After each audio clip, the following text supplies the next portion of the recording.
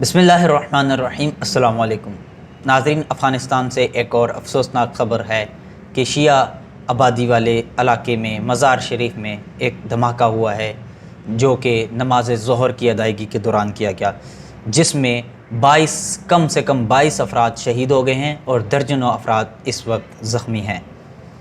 سحر T V کی report کے مطابق مزار شریف کی سب سے بڑی شیعہ مسجد میں یہ دھماکہ اس وقت ہوا جب نمازی نماز ظہر کی ادائیگی میں مصروف تھے۔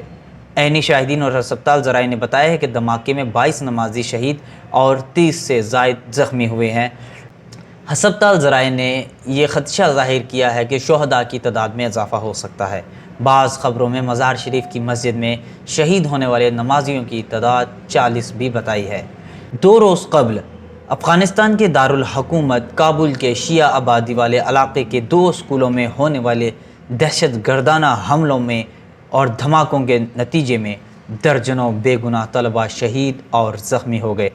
تاحال کسی گروہ نے اس حملے کی ذمہ داری قبول نہیں کی، البتہ اس سے پہلے ہونے والے ایسے حملوں کی ذمہ داری دہشت گرد گروہ داعش قبول کر چکا ہے۔